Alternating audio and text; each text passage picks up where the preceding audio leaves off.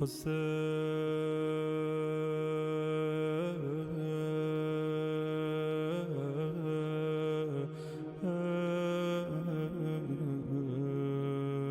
day that had been spoken about since the beginning of time has arrived. The tragic day of Ashura in the land of Karbala. Today, Husayn ibn Ali stands all alone on the dry desert of Karbala. Only yesterday, his loved ones were around him, and the sound of their zikr was resonating like the humming of bees. But today, Husayn stands lonely in the scorching heat of the day, with parched lips and a bent back, tired from carrying the bodies all day from the Maqtal back to the tents. Our exhausted, thirsty and broken Imam gazes upon the bloody battlefield, remembering each tragedy he had seen earlier that day. Tears fill his eyes as he looks on. Should he cry, remembering the chest of Ali al-Akbar, or the neck of the infant Ali al-Asghar, or the pieces of Qasim, or the friendship of Habib ibn Madahir, or the arms of Aba al-Fadl. الآن انكسر ظهري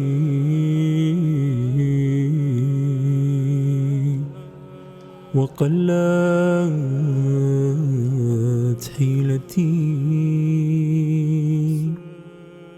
His back is broken after you have left Abbas. How can one man lose so many loved ones, yet still remain standing strong? O lovers of the Ahlul Bayt, allow your hearts to break on the painful sufferings of Aba Abdillah al-Husayn. As the time of Asr approaches, on one side we see a huge army eagerly awaiting to put Husayn to death, and on the other side, our lonely Imam with a drenched heart calls out, هل من ناصر ينصرنا هل من مغيث يغيثنا. Is there anyone to help us? Is there anyone to defend us? There was no movement and no answer to be heard, for all the bodies lay martyred on the hot plains of Karbala, with no warrior left beside him. Imam slowly makes his way to the tents to bid his final farewell. Imam al-Husayn, along with his sister Zainab, go to the tent of Zain al-Abidin, who is lying unwell and is unable to get up. Narrations tell us, when Imam al-Husayn entered the tent of his son, Imam Sajjad did not recognize his father, as Imam's whole body was drenched in blood. Tears flow from the eyes of Imam al-Husayn and fall on the face of Zain al-Abidin as he tells his son that the time has come for him to give his life in the way of Allah. Imam Sajjad asks, Aina Ammi al-Abbas? Imam replies, Qad qutil. He then asks, Aina Ali Akbar? The Imam responds, Qad qutil. They have all been killed, my son. Other than you and I, there are no men left. Imam Hussain gives his final will to his son and tells Imam Sajjad that you will now have to go from Karbala to Kufa and from Kufa to Sham. Sayyid Sajjad, when you go back to Medina, send my salams to the people of Medina and tell them that whenever they drink cold water, to remember my thirst. Stay strong, my son. You will have to carry Imamat forward and be there to protect the ladies. As Imam al-Husayn goes back into his tent, he cries out, Ya Zainab, Ya Kulthum, Ya Rubab, Ya Ruqayya, wa Ya Sukayna. عليكن مني السلام فهذا السلام وداعي. This is my final farewell. The women, on hearing this, surround him and begin to weep. With tears as Imam is leaving the camp, a soft voice cries out, Mahlan mahlan, Ya ibn al-Zahra. Slowly, slowly, O son of Zahra. Slowly, slowly, O son of Zahra. He turns and what does he see? He sees Zainab running to him. The time of Qiyamah had arrived. This was the final farewell of a brother to his sister. She cries and falls to the feet of the Imam. He slowly lifts her and embraces her and says, O sister, do not tear the arteries of my heart through your tears. But I ask you, Hussain, who does Zainab have but you? In whose care are you leaving your beloved sister? Imam then asks his sister to bring him the shroud that their mother had made for him.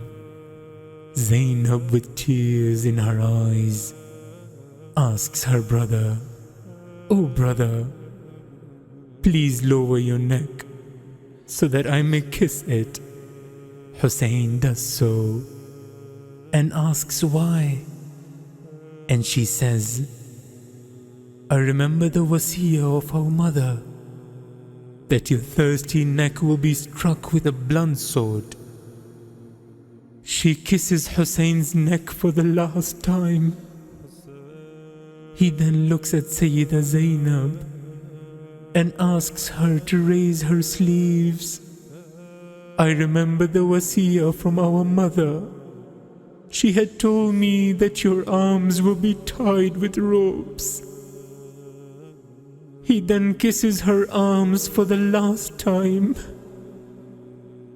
Tears flow as Imam mounts onto his horse and asks him to take him to the battlefield for the last time. He looks towards it and says, Zuljana, I know you are as tired as your master, but this is the last time I'm mounting on you. Take me to the place where my destiny awaits. This will be my journey's end. Zuljana does not move. Imam al-Husayn asks him, O Zuljana, what keeps you from entering into the battlefield? Zuljana turns his head all the way towards his back, as if to show that he is looking to something. The Imam also turns round to see what it is that is stopping him from moving, and he finds his 4-year-old daughter clung onto the leg of Zuljana. O Zuljana,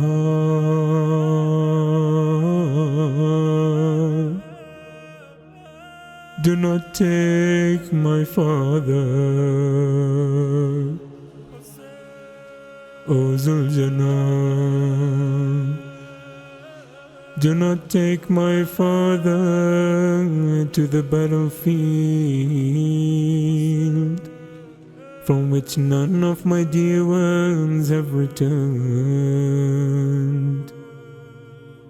Imam al-Husayn descends from his horse and rushes towards his little daughter and embraces her so tightly for the last time.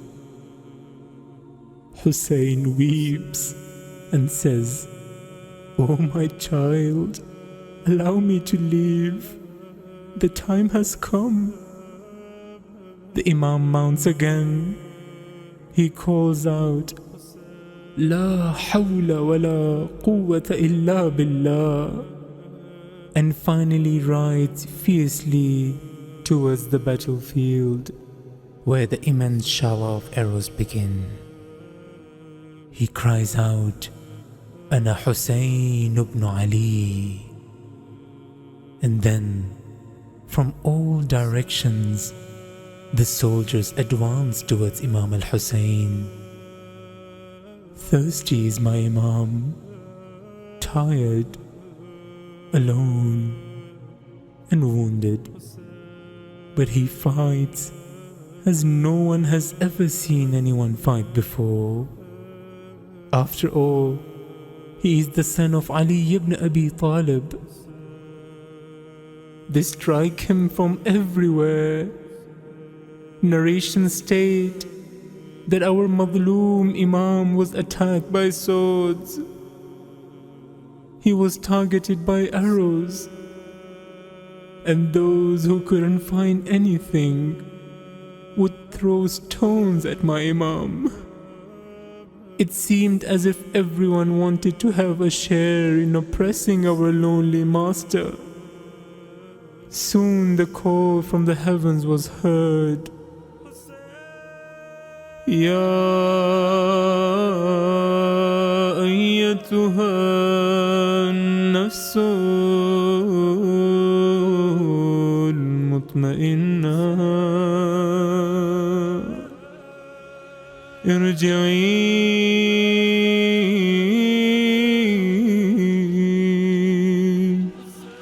ila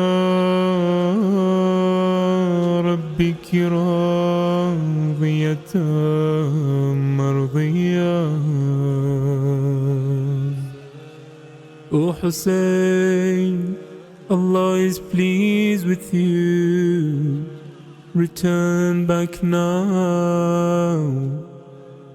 Come to us, Hussain. Imam Hussain hears this and puts down his sword, and Shimr calls upon his bloodthirsty men to now finish off Hussain ibn Ali They surround the Imam from all angles, and he's made a target for their brutal arrows. As the arrows are released, they penetrate into the blessed body of Aba Abdillah. The Imam is now unable to contain himself on his horse, and his holy body falls onto the burning plains of Karbala. Imam pulls out the arrows and stands once more, but this time unable to fight. A three-headed arrow is shot into his chest. He grabs the arrow and cries out, Allahu Akbar. He is then struck upon his holy head and falls to the ground once more. Shimr shouts out to his army from afar, Await not, behead the man. As the army men get closer to Aba Abdillah, they are moved by his serenity. Nobody advances to kill him, but the brutal Shimr makes his move. By Allah, it is hard for me to even say this. Shimr advances towards Hussain. Sayyida Zainab, who had been watching all this time from Tilla Zainabiyya, would get consoled whenever she would hear her brother say Allahu Akbar after each strike. But when she can no more hear Imam Hussain, she starts looking for her brother. She has lost sight of her Hussain and can no longer see him. After a few moments, what does Zainab see? She sees what no eye can see. والشمر جالس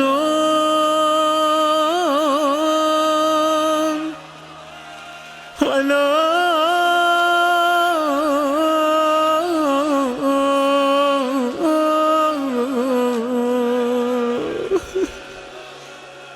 صدر الحسين.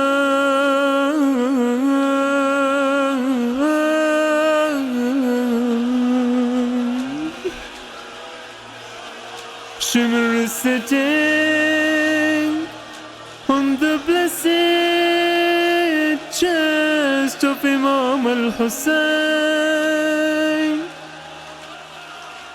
and as he places his dagger upon the thirsty neck of Hussain,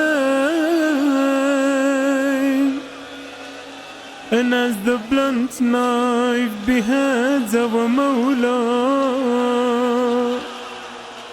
Zainab falls to the ground and cries out, Wa Husayna, wa bata. The earth and skies are weeping blood and crying out, قد قتل الحسين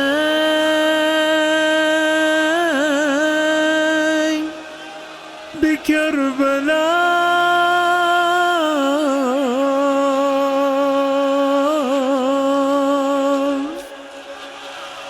قد ذبح